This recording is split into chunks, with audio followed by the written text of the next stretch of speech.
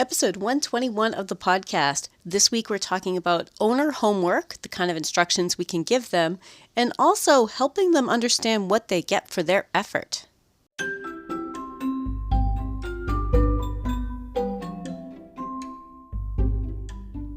You're listening to the Creating Great Grooming Dogs podcast. I'm Chrissy Newmeyer-Smith. I'm a certified professional groomer, a certified behavior consultant for canines, a certified professional dog trainer, and the owner of Happy Critters in Nashua, New Hampshire. And this, my friends and colleagues, is the podcast where grooming and training meet. Before we get into the instructions that we can give owners, I want us to be able to communicate to them pretty well about what they get for their effort, why they should go home and try it. So this might actually be an episode for you to send owners to. Episode 121, right? Like, okay, find out why it's in your best interest to do this. So one of the reasons why it's in an owner's interest to spend some time teaching is because they're going to have a dog who is learning to be safer for all types of handling. Because it's more than just grooming. The kind of problems that a dog is going to run into in a grooming shop can also be reflected in home care, medications, wound care, veterinary care. So we want them to know that it's more than just helping their groomer. This is more about helping their dog be good for grooming and the long-term kind of care that their dog is going to be needing throughout their lifetime. So if we express that to owners well, then they go, oh, wait, okay, so I'm putting in this effort to help my dog for his whole life, not just because, the groomer wants to get his ears even or to make it easier for the groomer. You are not doing this effort and teaching your dog to be good for your groomer because your groomer can simply refuse you. I know somebody out there just swerved off the road. Just relax for a moment, right? Like we're trying to help our dogs be safer, right? So as a groomer, that's my clientele. As a dog owner, I want my own dogs to be safer and safer for everybody, including their owners. Because a lot of these dogs that have problems being groomed, you will find at some point in their life, they're going to have a problem at home too.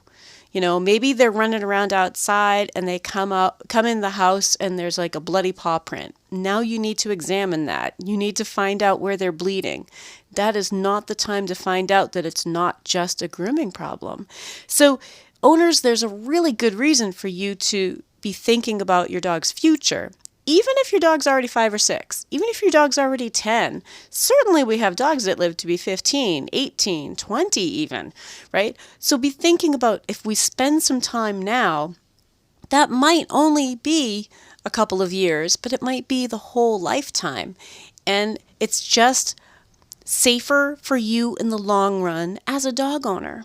Now also, putting in some effort, you're going to have a dog who is better for the veterinarian as well as for the groomer, but also if you have like a pet sitter or a doggy daycare, or maybe they're boarding someplace and they need medication. Now I am using the example of medication quite a bit, but you know what? I've known so many dogs who later on in life, they needed eye ointment every day, or, they needed to be wiped down in their bum area every day as they got older. We need to plan ahead for the kind of physical care that usually shows up as behavior problems for grooming and vet visits. Because often when they're young, that's when they're getting that kind of physical care. But later in years, as they get older, a lot more of that happens at home. And I want our owners to have a really safe and good experience with their dogs. I want their dogs to be able to handle that for them. So as owners, that's part of what they get for their effort. So if you're an owner listening right now, this is an investment for you so that you don't have to worry, what is my dog going to do if I have to put in ear medication? Is he going to be able to handle it? What if I have to check his dew claw?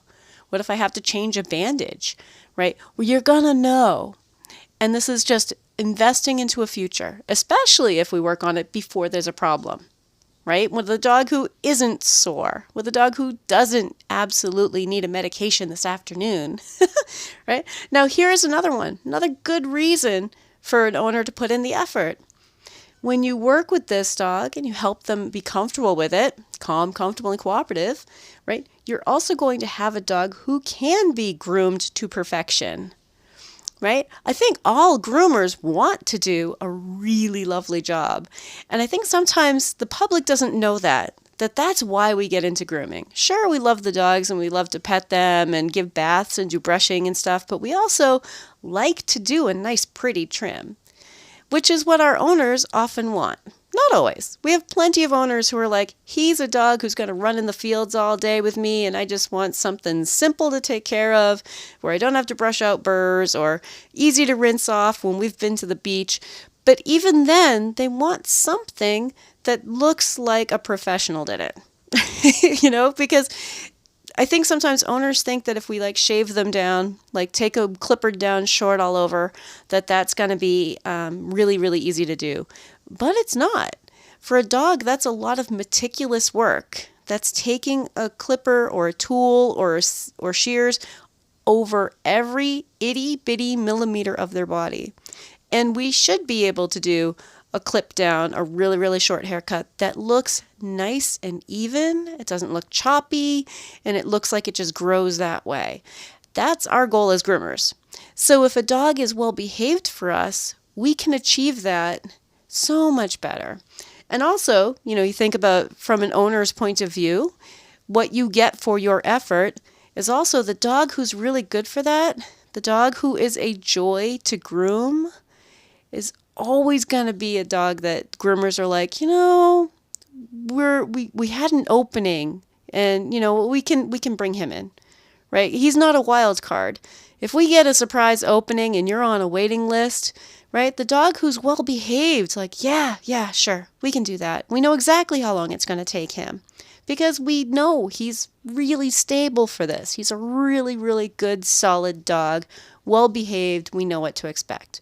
So it doesn't sound like much, but if you've ever tried to get a dog into a grooming setting and they've been booked up for a while, which, I know plenty of groomers who are booked up entirely.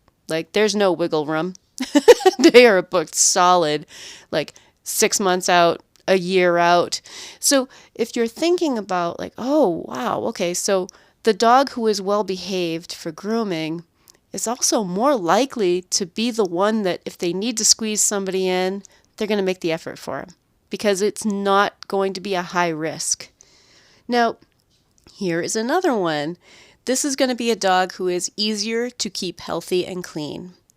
Now, for a lot of owners, even just the process of learning how to be touching your dog and moving around them and teaching them to be good for it is also teaching you how to examine your dog and look them all over. And I think that there's some real value in that for an owner, for them to realize that I can touch my dog anywhere and I know how my dog responds. And I can notice little subtle differences and changes because I do work with my dog. And I think that that's really important. So as a dog owner, if I'm petting my dog and he winces a little bit, to me, I know that's unusual. And I can go in and take a look. Ooh, was there something sore there? Or did I just rub on carpet and just zap you? Here it is, kind of dry weather here in New England right now as I'm recording this. I zapped my dog the other day. I'm actually not sure if I zapped him or he zapped me, but I did see the little spark, right? But if you are used to holding your dog and you're used to working around them and you have created that kind of a bond where your dog knows you are one of the trusted people who can touch them anywhere, you're far more likely to notice changes. And that's going to help you keep your dog healthy because now you will notice a change before it's so extreme or blatantly obvious that it's gone on too long. Some things that I have noticed, and actually my husband, who's not a dog guy, he's a pretty average owner, but he noticed at one point, hey, I went to I was petting him and went over to his shoulder and he kind of moved away from me. Just a gentle move away, right? This is a dog that does not need to do anything dramatic to indicate that, oh, I'm not comfortable with that, right? And it's very easy to catch on to if your dog is so used to being touched everywhere. As opposed to a dog who doesn't like it, where if they move away when you go to pet their shoulder, you don't know what that means. That could just mean I don't like it when you touch my shoulder, right? We want our dogs to like it. And we want to have that bond with them. Now, that doesn't mean that every Tom, Dick, and Harry should be able to touch your dog all over, but there should be some trusted few who can, right? The adults in a household should be able to touch a dog anywhere. Maybe not the kids, only because we don't necessarily want putting that burden on kids, right? We don't want to necessarily push that. I would like a dog to let a kid touch them anywhere, but I don't want to necessarily tell kids to be touching their dog everywhere. Hopefully you can kind of understand where I'm coming from there. There are just some things that should be left to the parents, depending on the age of the kid. I was 14 when I started working with dogs. When I was 14, I started doing nails on our dog, nail trimming on our dog, because I was already doing it, right? So be thinking about the kind of things that we can do differently if you spend time working with your dog, and the benefit for you, the owner, as an owner, right? To know that in a bind, if you feel comfortable trimming nails, your dog is good for it. How cool is that? Now, I know a lot of owners aren't comfortable with things like trimming nails or, trimming up a little bit of hair around a bum or around their eyes. But if you are, or you find yourself in a bind where you're like, I've got to trim this little piece out, your dog will let you.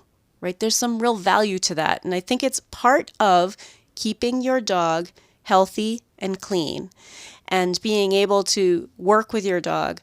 Because if you can't do it, it's very kind of weird to ask a stranger to do it. Like your groomer, to your dog, your groomer is a stranger. That veterinarian is a stranger. That vet tech is a stranger. If they aren't comfortable with you doing it too, then they're not going to be really comfortable with a stranger doing it. So there's some real benefits for you as an owner to work with your dog and to make your dog the safest dog they can be. If you're enjoying this podcast, please remember to subscribe so that you don't miss any episodes, and tell all of your friends. So again, this episode is more for the owners. And like I said, this might be one that you send your owners to, like go listen to episode 121, because I want you to think about some of the things that we can teach our dogs at home. I think it's sort of a myth where people think, well, you can't really teach a dog about grooming because you don't have tubs and you don't have dryers. But it's not like you live in a distraction-free environment. There are a lot of core things that dogs can know. And the more things they know, the more tools they have, the better they're prepared for the things that they don't know, right? The better they'll be able to handle the things that they can't be around at home. So some of the things I want you to think about. Now, this podcast, I talk an awful lot about the 3 C's. I want a dog to be calm, comfortable, and cooperative. And if we're always looking through that lens, no matter what we're doing, be thinking about, is this helping my dog be calm, comfortable, and cooperative or not? Because I think it's easier to spot than, is my dog stressed? Is my dog anxious? Is my dog fearful? Right? I mean, generally, if you can tell if your dog is calm and comfortable and cooperative. So from an owner's point of view, keep that in mind. Okay? Like that's kind of our goal. And that's what we want to build and what we want to foster so that they have this good experience their whole lives. Now, while you don't have grooming equipment at home, I want you to start thinking in terms of touching your dog with stuff and things. So I start my puppy owners off with, don't worry about the brush in this moment. Let's start off with just touching your dog all over, right? And helping them be calm for it, touching them, moving around, and then start just picking up random objects off the coffee table, right? Pick up a coaster, pick up a pair of reading glasses. And you might even be thinking, oh, but I don't want my puppy to think that those are toys. Yes, and that's part of why I have you pick up random things, because grooming equipment are not toys either. I don't want them doing lots of sniffing and playing and, exploring with their mouths, right? Grooming equipment isn't necessarily a toy either. So we want this kind of calm, gentle, I'm just touching you with stuff. Now, the other reason why I have owners do that is because there's no set idea in your mind about how you're supposed to move a coaster over your dog's foot, right? Like if I tell you to use the brush, you're far more likely to focus on brushing than just touching with a brush. Now, brushing is going to be important, but I think that that's something that's important to learn from your groomer or from a breeder or from someone in general. Like that's kind of a one-on-one lesson for your dog's individual coat type, what kind of brush they need, what kind of comb they might need, what kind of technique you might use for that individual dog's coat type. But to start touching them all over with stuff, then when we get to a brush, that's just another piece of thing. That's just another piece of stuff.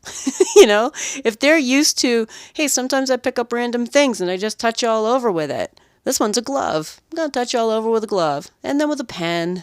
And then with a face cloth or whatever is nearby. But to get them used to like, oh, touching all over. And being calm, comfortable, and cooperative with it. So I want you to think about making handling a relaxing experience. And that's why I don't usually have people reach for the cookies, reach for dog treats, because I want this to just kind of be, oh, this is something we do when we're ready to hang out. Maybe we're watching TV. Find a time when your dog is calm and relaxed already, and just kind of build on some of these skills while they're calm and relaxed. Because we need to give them something to work with before they go into a grooming shop that is not calm and relaxed.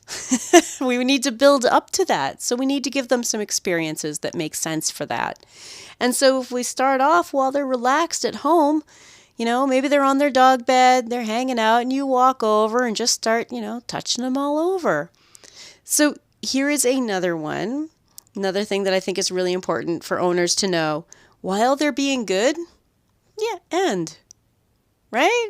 You can end it while they're being good and just walk away. Yeah, nice buddy. You'll get a feel for how long they can handle and just walk away while they're being good. Leave them sitting there going, whatever, And I want you to think about that builds this idea of, oh, that wasn't bad. That was kind of just interesting. Whatever, not a big deal. But it's not a big party. It's not a lot of treats. This is calm time. And then the next part that I want you to think about as an owner is also starting to work with having your dog stand. Now, sometimes this is where groomers are like, well, dog owners don't have, grooming equipment. But you know what? Sitting on the floor with your dog and asking them to stand while you do this, or while you're sitting on the couch and asking them to stand even on the floor, believe it or not, standing for the amount of grooming that we do is part of the issue that a lot of dogs have. Now, sometimes that's because their physical limitations of standing for that long just is uncomfortable, right? We all have met dogs with like really, really twisted up bent legs. Like they don't stand up for a long amount of time comfortably. Or maybe they have like a hip problem, something like that. But if you can get them used to, this is a part I need you to stand for. Now that you're comfortable being touched with stuff and things, and you're calm, comfortable, and cooperative while I touch you with stuff and things, I'm going to have you stand while I touch you with stuff and things, and move all over, and maybe pick up each foot, and pick up each leg, and touch every little area of your dog's body. Now, I'm also going to add in here, there is no area on your dog's body that is taboo. Okay, if you want a groomer to trim it, it should be something that's getting touched at home too. Okay, so just be aware that there's a couple of sensitive areas. There are tickle spots right there at the flank where their back leg meets their belly. Pretty common tickle spot. A lot of dogs, as soon as you lift their tail, want to sit down. These are things that an owner can be working on pretty effectively at home to help build their endurance for when they are in a grooming shop, and to also make that comfortable so that that's not part of the problem when they're in a grooming shop. And I think that the dogs that owners do this with are so much better prepared by the time they get into the grooming shop. Right? They're like, oh, well, that's not scary because that's familiar. So maybe it's being up on a table or being in a room with dogs that might be different, but being touched all over, not a big deal. Maybe it's the sound of a clipper or the sound of a dryer that's different than what was being done at home, but being touched that way, not a big deal. right? And so that's an essential part of training. And it's really exciting for owners to be able to do it and see that this is really in your best interest. As an owner, this is in your best interest to have a dog who can let you do this stuff. Now, here's another one. I want you to think about working while they're relaxed and trying to keep them relaxed the whole time. Now, I talked about it a little bit already, but this is really important because I don't want the dog to start getting worked up. Ideally, we're not getting them to the point where they're worked up and then calming them down again, right? We want to help them remain calm. This is calm time, right? So don't worry about if your dog is getting wiggly and stuff, and oh, like it's one of the most common mistakes. Owners are like, it's okay, and they let go, It's like, no, this is calm time. So if your dog does start getting a little bit worried, just hold on and calm them down again. Maybe do something different, but back off, right? You don't need to continue to touch him in the, around his ear with the remote, but you can still help him hold standing, or you can still hold onto his body and just help him calm down in your hands. Okay? And just relax. Calm him down in your hands. Now, another thing I'm going to say in here too, don't get angry with your dog. Right? Don't get frustrated. No matter what methods you use for training, this is always going to be calm time. It's not a time for cookies. It's not a time for leash corrections. If you train that way, this is the time for just you and I, mommy and puppy or daddy and puppy, are going to hang out here and just be calm together and just touch you all over with stuff. Figure out what you're comfortable with and build the comfort zone. Right? Because you don't need to do it all today. That's part of why we want owners doing some of this as homework, so that it doesn't turn into, well, let's try to get it done during a grooming day. This is something we can take our time with and build on. And you might be surprised at how much further you can get in maybe 1 week of just during your TV time or while something's in the microwave, spending a little bit of time just touching your dog all over. So find times that are going to work for that.